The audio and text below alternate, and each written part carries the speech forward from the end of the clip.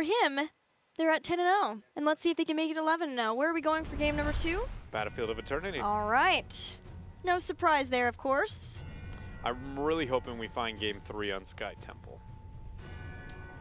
That would kind of be the cherry on top for me here, mainly due to time sensitivity. This isn't a strategy thing. Oh, no, Gilly. We're worried about the Roll20 minigame here. That is the biggest thing we're focused on. And with that, Battlefield preps pretty short games for the most part. That's true. It's Roll20's best map. I'm going to give a pretty confident Roll20 is going to look good here. So for the third game, the last and fastest map available would be that one, and see if they look equally dominant on all 3. You know, I think it's going to be Tomb, though. Yeah, you're probably right. But that would be fun. It would be. Superstars now with a ban opportunity, and the fact that it's not an instant Medivh makes me think somebody's willing to first pick Medivh. Hosty is the Medivh player for Superstars. Still don't want to give Task Tracer, though. So what do we see Roll20 ban out? I don't feel like the answer is Medivh, but I wouldn't mind if it is. It's one of those better team mentality bans that I can see dished out. And again, with the trends of Superstars banning the Medivh, Roll20 being so consistent with it, and this is the map that, well, one of the 2 maps that they originally flaunted. I mean, it's got to be in the back of everybody's minds. Roll20 says, I see you, Superstars. To Medivh or not to Medivh? I see that you've left the Medivh open conspicuously. So we'll ban it. It makes, like... Is your heart happy? Are you sad? I don't know what this... That's what I'm trying to figure out, You're okay? processing through emotions, and I don't understand where you landed. Just think about how big of a statement that is, okay? Medivh is climbing in power through North American standings, okay? It has gotten to the point where Medivh is so threatened that Superstars versus Roll20, Roll20 is willing to ban Medivh. Like, I don't know if anything gives an indicator of a power level of a hero stronger than that ban right there. That was ridiculous. Like, think about that. Because there's only one slot where they can take it away, and it's first pick. That's a pretty big resource draw. It is. And it's still not worth the risk. Nope. That is insane to my brain. Like, the fact that Medivh is a thing at that level of power, it's hard for me to fathom. But wouldn't it be the team that plays him the best, but also have the most respect for the capabilities of him? I mean, that could be a part of the argument. Yes, that could be it. Because they understand what he is capable of, so therefore they go, well, we just can't handle that. Yeah. But all other cases of where a team that Glorung has been on and a hero he's really good at and outperforms compared to most, not a single one of them has gotten that level of respect. To where Zeratul is so good that Glorung's banning it. Never have you heard that out loud. Like the Illidan during that meta, there's not been a chance that that ever happened. So this is a very different case. Yes, I do think that is something to consider, but by no means is that all the totality of the circumstances. That makes sense. It has been played by a ton of different teams in NA now, and Superstars is kind of maybe the second to start picking him up more with Hosty. But even Tempo Storm, we've seen iDream now. There are a lot of teams. Oh, and then Team Freedom with Dansky. I really hope Roll20 picks a Sylph this game. I feel like with the Abathur high pick here, going into the secondary ban phase, considering the strength they've already displayed, it's a map where early game is very, very valuable. Are you still on the world's shortest game hype train? Is that where you're going? I don't want the world's shortest game, but I do want, like, oh my Sylph, please? That would, this is one of the few games, like, this is begging for the Sylvanas. It's really not. When you want a Sylvanas is when your opponent has like a very weak early game and you're like, well, why Tyrande? That's not a weak early game. But you can dictate the rotations a lot and you run a brilliant 2-1-2 that you can just disable absolutely every structure onto the map. You can force the Tyrande to never go into the race. It's really a risky strategy still. It's just at this point I want to see Roll20 get a little crazy. The Abathur Tyrande feels somewhat counter-synergistic to me, so maybe you can help me understand. With a Vala Q build, Hungering Arrow build, and then Hunter's Mark, you've got a stellar race composition, but then you want to slow down some of the Immortal phases because of Abathur. So remember when we were talking about the Superstars using the double global and their 3-man's kill potential is just trash? How do you make up for that? Tyrande. Tyrande makes every 3-man, no matter who the other 2 are, deadly. So you're saying they're going to double global again with the You don't have to double global. Abathur is essentially being a side soaker in the same way that we saw the double global of the last game. They're getting the emphasis into top and bottom. He's not worried about hatting for kills. And then your 4-man is so lethal that the 4-to-4 trade is always better for Superstars because they have the composition to just one-shot somebody. So even though Superstars is drafted Vala and Tyrande, 2 of the best for race, this is more about getting kills. It is more about getting kills. Okay. It's a very weird mixture, but it is actually them worried about it. So now if Roll20 picks like a Dahaka, it stops a lot of the thought process they have because now they're losing the 1. So then they're losing the 1 side lane. Then you got to look at the 4. Uther's the best to deal with Tyrande. Things are getting a little bit scary. You know, I question if the Task Garrosh were the ban thought process to go with for such a weird draft on the side of Superstars, but man, I'm glad you asked that question. Because that's a really good point. I never once looked at that and thought, this is a race composition. But, like, I can totally understand how everything we always talk about in Heroes, everybody home goes, race. And to be frank, they can still adjust and go to the race if they need to. It just, that makes it the counterintuitive that you're talking about. The Abathur is essentially lost then. Why pick the Abathur? The only way you make up for it is by forcing. And Arthas is vulnerable, except for Icebound 4-2 post 7. It's just for me to think that Superstars is drafting, it's not only the counterintuitiveness of those heroes, but who's drafted those heroes. It does not strike me as a Superstars style strategy to draft kill compositions. They are about objectives. They're about wave clear. They're about playing the battleground. But then again, this is sort of the new Superstars that we're seeing with Yoda drafting. Or Yoda's shot calling. Final 2, Muradin and Lucio. Muradin to go with Tyrande. And then the Lucio pick.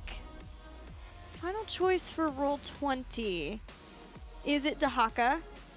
Is it Malthael decentivized after the Lucio pick? But you know what wasn't decentivized after the Lucio pick? A Zeratul double reset composition from the members of Roll20. That should be Goku playing Zeratul, yes? I'm willing to say there's no world we're going. Let's that happen. Think. So Goku Genji. You're probably right. Oh gosh. Either way, this is a switch up. It is a switch up. We're a bit flummoxed. It's a bit kittywampus here. I do want to say that what Roll20 did in this draft was pretty. Superstars kind of, you know, with the Abathur Tyrande and the area that they did it and how fast they showed a lot of things. It wasn't very like, how does this play out? Abathur and Tyrande on Battlefield of Eternity very much have strong ways to play out, and you immediately were like, where is this headed, right? And so it's one of those cases where, though I do feel like Superstars maybe showed a little bit too much too fast in why Roll20 is punishing, but it was still clever punishment on the side of Roll20 that they were able to manipulate in the back half of the draft. No one is going to be able to stop the death that is post Green Bubble Void, hitting, Li Ming throwing out combos. I mean, Sound Barrier is going to be the best thing, but I'll be honest, I feel like Glarng will have single-handedly enough pressure onto the Lucio to where he never truly gets to have fun. And if so, then Tyrande and Abathur are second-guessing their positioning. The only hero who's going to be fine is Muradin and Vala. Yeah, there is a double reset composition behind the Zeratul, which looks pretty scary. So let's see if Superstars can get through it. We know that in the last series, Space Station almost got through a similar kind of composition to Tempo, so we'll see what they can do. On a scale of 1 to Syndragosa, I'm like a 55 right now, okay? Like, that is how bad I want me some Frozen Dragon flying across freezing keeps. It's a perfect game for it. Is it because you believe that at level 10, we will see the second Immortal pushing up against the 4 and then the Keep to be able to potentially win the game, so you can just drop the Dragon style down? Yes. Okay. But it's also because I think that this is one of the few compositions that they might be able to get away with that. It's mainly into the Tyrande and the Lucio and the Abathur, the way that they ended up playing. Those 3 heroes together, just the fact that they're on the same team is already a bit of a bold statement. Typically when we have Void and we have Army of the Dead, we always talk about the hitting Void to buy time for Army. Army gains value, and Arthas with the Army gaining value is a very, very strong hero. But they also might be able to use the Void as the thing to stop when fights aren't going very, very good, or even use it as a part of their wombo with the double resets and just throw ahead of Syndragosa. She does some damage that's pretty respectable, and then in case that situation does end up happening to where the members of Superstars are down structurally, you get a big old win. A lot of structure damage. You open up the map faster. Tyrande and Abathurs alike both want the map to be structurally into their favor. That is true. So now Which is why we see Roll20 trying to siege down some structures at the start. Yeah, and now that I've gone on this rant, and it's probably still not going to happen. To be honest, it's still, I doubt we see the change, but it is one of the few where it makes a bit more sense. I found your lack of faith in Justing disappointing. And disturbing. My lack of faith? I messed it up. In Justing to Syndragosa. I'm missing another pop culture reference here. But it's okay, I messed that one up. Okay. Well, so we can put the blame on you. Yeah, okay. Yeah, totally. I'll take that one for the team. We've got Monster Hunter, though. That is the Q build that I was referencing from, is it Yoda playing? It is.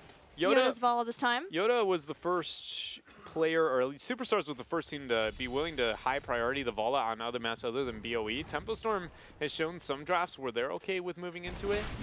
But the difference between Tempo and Superstars is Tempo is still willing to high pick that without major arguments and still go W build, whereas it looks like Yoda, I mean, granted it is BOE, maybe it's a bit unfair, is willing to move still into this Q build continuously, into a Zeratul composition, Genji composition like Roll20 has developed. I think it makes a lot more sense, even if this wasn't BOE, to pick that up. Now that Vala Ariel is somewhat falling off, though, even in Europe, we're seeing this as the primary build anyway in Europe, so I only expect this build to continue to gain traction in the regions. Oh, that orb from Prismaticism. Man, Prismaticism, the Chromie plays last game. Now I am very fearsome of his Li Ming. It really does feel like oh, baby! He can make the plays happen! And he found himself a Tyrande. They've got two. Can they get more? Daihu with no Dwarf Toss. So a lot of the reasoning behind the role swap that we saw with Goku and Yoda for Roll20 was to allow Prismaticism to be more in a permanent ranged role basis. And we have seen that very consistent. Along with the Chromie in things like Greymane, he's been the primary Greymane player now, although Glaurung does play sometimes, and then Li Ming. And I feel like he has flourished in that role, being able to just focus in and hone in on these types of heroes. He's making plays happen, but he's also being set up in a big way from Goku and Glaurung. Goku is playing that Genji, so we still have Glaurung Zeratul. And the first Immortal is about halfway shielded, with Roll20 taking a level lead 3 minutes in. Level lead 3 minutes in, even slightly adjusting with Goku's Genji on that shuriken. Did you touch up on the fact that that is adjusted? You know, since the nerf, this build has gone to 0 play, but I think there is still a bit of an argument you can see as to why it would be used on a map like BOE. So much poke over the long run and sustain around those middle fights. You have less burst, except for the 13 target, single target bonus damage. If you end up hitting that, then, you know, all math is a little bit screwed over, but Goku will be able to poke around the Immortal for the long run more effectively, and it should be really useful into Tyrande specifically. Dread, I think you're going to get your Syndragosa. I think so too. Justin catches Yoda. Goku's there with the shuriken to kill Vala. Does not go down as Daihu, Hosty, and Iacona push back Roll20, take out Justin, but Goku's going back in. He goes in, not a victor today. Prismat gets booped, he burns the teleport. Now they're gonna get the turn. Bud's out of mana though, it's enough to scare them away. The Hunter's Mark is dropped. Glaurung backs away, but the reason why Gilly is suggesting that we might get that Syndragosa is due to the Death Coil build being picked up by Arthas. Yes, Deathlord getting the cooldown reduction from that, and then you also have Immortal Coil, which gives you the bonus healing when you use it to heal. You can get Embrace Death later on at 16, although they're aiming for a game that may not even get to that point. But the big deal is that in increasing your own self-heal through the Death Coil build, it opens up the option to not have to worry so much about getting the Army of the Dead. Granted, I say that, and there are still times when we see the Death Coil build and Army of the Dead, just for a very tanky, sustainable Arthas. But when we do see, on occasion, a Syndragosa, it's usually because we have seen the setup from the Death Coil build. With this siege up on bottom, it's demanding a lot of respect from Roll20, but they aren't giving it. Instead, they are too worried about trying to find themselves an Abathur on the top half of the map. Urho's far enough away, he's not worried about anything. It's not like Glaurung and a Genji are too good at sieging heroes to where members of Superstars have to overreact. We're 12 seconds away from what might be, depending on how Roll20 executes it, the last Immortal phase. but they have to be near flawless. This is prepped but not confident that it will be that situation. This top fort focus is going to give a lot of free damage from the members of Superstars, but instead they're going to actually try and get a gank onto a Genji and a Zeratul. They found the Zeratul. Secret in the dark. They'll get the gank. What I've been interested in is that we don't have a mule, despite the fact that hitting level 7, both of the forts have taken quite a lot of damage. But Superstars taking out Zeratul are going to use that time to the best of their ability, trying to step in and deal the damage to this defensively postured Immortal. And with a Hunter's Mark and the Q build of Vala Hungering Arrows, they get to halfway super quickly, and that is the benefit of having the Tyrande and Vala. They can bring down an Immortal incredibly fast. One pick enabled them to do that. And that just removed every end the game now direction Exactly. that Roll20 wanted to go. Getting it below halfway. Great. We still, you know, are within keep and lethal range Yes. as long as Syndragosa is selected, but by no means is this game over other than if Roll20 gets a miracle 5-0 wipe. So this is defensive posturing now here, as Roll20 is just going to be waiting out their 10s. It's whether or not Superstars can abuse that Q build Vala and the Hunter's Mark and get the Immortal before the 10, and it just doesn't seem like that's going to be the case. They're still willing to risk it, though. Zoning is excellent for Yoda anytime he wants to throw out a Howling Blast, or actually Howling Blast catches Yoda anytime he wants to throw out a Hungering Arrow. When 10 hits, the members of Superstars have to retreat. There, and it's not a great retreating place for them to go because of the positioning of Roll20. Disintegrate nearly claims the life of Hosty, but look at the positioning. All of the members of Roll20 flanking from the side, but finally Superstars back off enough that Roll20 are fine, giving up the pursuit of getting kills over just taking out the rest of the Immortal. I don't know if the members of Superstars intended to do this, but on that retreat, once the we saw the Secret in the Dark used by Glaurung on trying to get the Tyrande, and they dropped the auto and pulled away to the side. And that was what I was going to compliment them for being able to avoid. But this time, the miscommunication between the members of Roll20, they get the Dragon Blade. Goku will get reset 1. But this is not what you would expect when considering, you know, the composition that the members of Roll20 have. This is pretty sloppy from them. Yeah. Whether it's just because they're so far ahead in the series or feel like they're so far ahead in the skill level, does feel like maybe just not having the respect of their opponents like we thought they would have with the Medivh ban in the draft. Absolutely. I mean, they have been so dominant in these games, I think it makes a lot of sense to kind of be willing to, to kind of be willing to take a couple of risks here and there that maybe you wouldn't. But that was, specifically the Void use there was just a little bit more uncharacteristic for Glaurung being such an amazing Zeratul player. But we have a fight unfolding. Justin has been the focus, but he's quickly turned on to Daihu.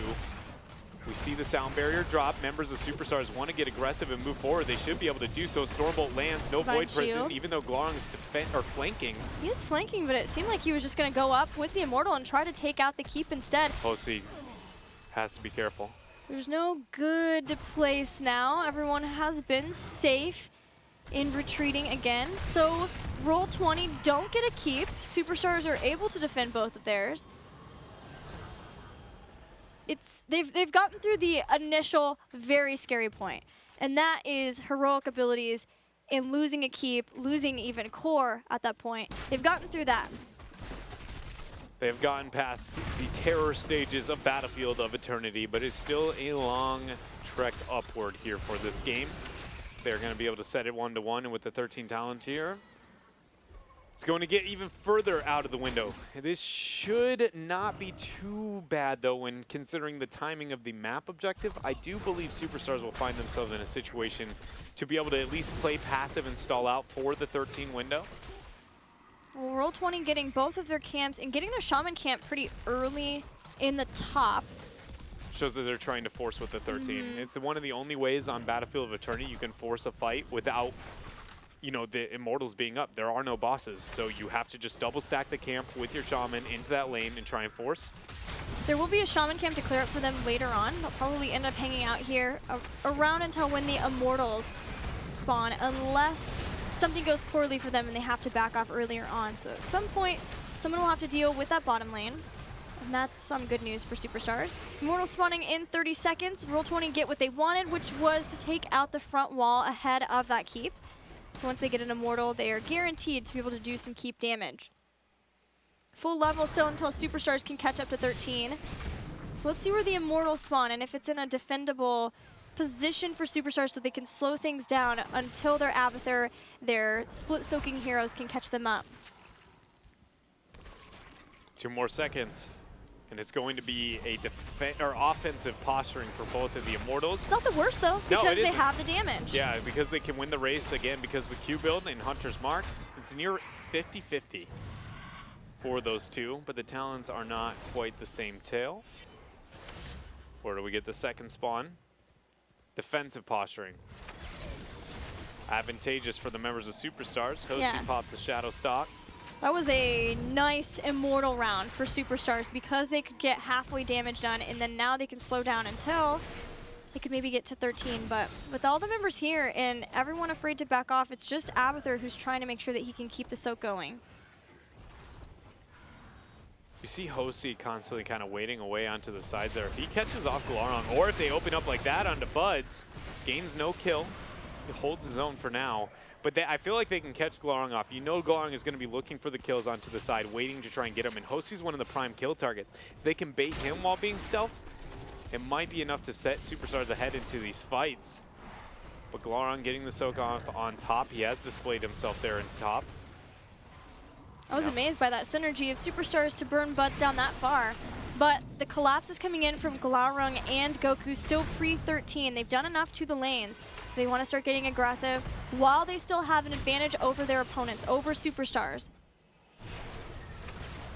That advantage is going away very, very soon, but Glaurung is going to commit. He gets stunned by the Immortal, forcing a teleport, but the members of Roll20 are there to back him up. Everyone makes it out. And with the 2 levels, Roll20 has 50% shielding on this Immortal that's going to the top lane. And this is where... They're heading to bot. Yeah, so they're going for exactly what they should be doing with their comp. They go for a split. Whenever you have shielding above 50%, most of the time it is advantageous to split pressure and go for a double keep. And when they respond to top, you push bottom keep. And when they go to bottom, you just let top Immortal get free damage out. And most of the time, if you play it perfect, and with the advantage that Roll20 has, they might get a double keep play. Yeah, it's really nice that they're able to do this too, because it's not a good spot. Because they're still on even talent tiers, they know that it's possible Superstars could try to take the fight beyond the Immortal. So they just allow the Immortal to do their thing on the keep. They get the keep in the bottom lane. Now they can figure out what to do about that top keep. They could eventually just send Glaurung to sneak up and try to do damage with Goku too, but they have 16, so they may just try to get into the fight and win the game off of this. I'm pretty surprised that Roll20 is willing to walk away as passive as this. Trying to feign some weakness makes sense, but as far as they were willing to do so, now they look to turn it around. They force Sound Barrier. Dragon Blade's still being used. Be done pretty soon. There's the Divine Shield. So with those down, they have still Void. If they want this fight, they can take it. It's not like Roll20 is questioning, how do we get this? They have a Void Prison. Glaurung goes back in, trades into Superstars. I get the argument once Clone came out that they didn't want to fight into the double Vala, but very interesting considering Roll20 was like, we have our advantage, let's force, let's get the keep. And then once they got it, they were like, okay, now we're afraid of you? Typically, you pull away a little bit to make your opponent think they have an advantage, right? And then you turn, you wipe them, you end the game immediately because they took a fight next to their base. But the fact that Roll20 wasn't willing to convert that back, and the miscommunication we saw between the Dragon Blade and the Divine Shield. I think that was the problem. They had Dragon Blade, they used Dragon Blade fairly early on. Goku wanted to go back in, and then after that, they don't have Dragon Blade 4 to follow up with the Void Prison. But now, Daihu has been found. Goku gets the 1 kill. Prismaticism hoping for another reset. He does get one. So with Tyrande and Muradin gone, we've got an Abathur, Lucio, and Vala left, 16-14. And there is a keep open for Roll20 to take. Respawn timer's still fairly low, so for now they're just going to go for the keep. The keep is the safest play. It'll get the pressure up on top. Somebody still has to respond to the double camp, and now the Immortal has found itself onto the map. Roll20 back right on out. You see Buds and Glaurung and Justing. They're trying to bait it here. Nobody's showing yet. Buds has revealed himself, but only Buds. What helps at 16 for Superstars? Can they get to 16? I don't. There's so much damage for the Immortal. I don't think they're going to get the chance for that. I don't think so either. So then you have to wait until the halftime show kicks off and then try and force right here. Take the damage on your core, say this is your best fight. It is your only fight. But it's yours, you know? And you gotta be proud of what's yours. You gotta take it. You gotta be, you know, flaunt it off, show it off here. They're doing just that. Mostly trying to reveal the situation of Roll20. Roll20 are at their immortal. They want a fully shielded one, not allowing Superstars to get any damage done. It's fairly risky because they are split across the center of this battleground, but what it does allow is make sure that there is no way that they don't win the game off of this immortal. If the Stormbolt lands, Hostie's there. The flex been used. Goku dodges. 10,000 damage remains on that immortal. 3 times the HP for that of Roll20's. And there's catapults building through bottom. Again, there is no mule to stop damage onto the core. And Zeratul is there, and he's going to hunt down Abathur. Oh gosh, Gilly, this is worst case scenario. There's going to be a Zeratul on core, and Abathur has to run away. How does Superstar stop this? There he goes. Glaurung is on the core as Goku goes into Dragon Blade, keeping all the members of Superstars from being able to stop Glaurung from taking out the core. Yoda looks to be the target for the resets, and Prismaticism will guarantee it. There is another one taking out Lucio with 2 already dead. Daihu falling incredibly low. Hostie has to go into Shadow Stalk just to hope that he could stay alive from this. But even still, the core of Superstars continuing to go down even without an immortal. Shout out to Hostie, though, for dodging 3 shurikens somehow. I've never seen that happen before. Glaurung, mission accomplished on the core. 30% on his own. Pretty impressive. Didn't cost him the Void Prison. Roll20 will, in fact, take game number 2. Even though they're trolling us, they will take game number 2. Not with a slice, but with a laser. And now Superstars 1 game away from getting, you know, stopping the minigame that is Roll20 and their win streak. And it's more than that too. It's for Superstars, every game matters for every single series. They really don't want to go to the Crucible. And they are tied in wins and series wins with Lag Force. Lag Force couldn't get any wins off of Roll20. That gives a distinct advantage if Superstars can. It's like every single way, every single series that Lag Force goes into and is able to take, then Superstars has to echo that. And they're already worried about, even in death, being able to beat Lag Force. If they can't beat them, then that gives Lag Force another win. So at the very least, they have to be able to get games somehow. And they told us they were coming in with some strategies. We haven't seen them yet. Maybe now with 2 games down, we'll start seeing the wild things come out. I think it's going to probably get really weird. If we see some adjustments for Superstars, we know that they've been the team that, you know, is willing to bust out the Cho'Gall. And so if they're comfortable saying that, they're already down 2 games and Roll20 just looks as dominant as they are, it could be really next level in terms of the cheese and meta here. But it is weird because Roll20 is dominating, and they're pretty much playing with their food throughout the series. And it's one of those awkward moments, and you're at the same time, you are right. Like, Superstars, these games do matter. They do matter for Superstars, and it's just kind of like, well, you know, I don't know what to say. You put yourself in this situation. I'm sorry, like that. These games are the way that they are. But Roll20 is on a tear right now. They are looking unstoppable. They're maybe the best team in North America. And they don't care about what you feel. They're ready to just go ahead and win the game however they want. Whether that means voiding the core at 15%, it means voiding the core at 15%. You have to find a way. And honestly, they haven't brought enough to the table for me to go, I feel that bad. Like, if anything, it's more of like, it wasn't like, oh, you can see the thought process and the changes. It's just been like, they're here to play today. They in fact are at their keyboards and mouse, controlling the characters on the screen. But it doesn't feel like they came in like, we're changing everything to make sure that we do not go into the Crucible. Yeah, that is true. We'll see if Superstars are able to do anything to get those game wins after this break. Stick with us.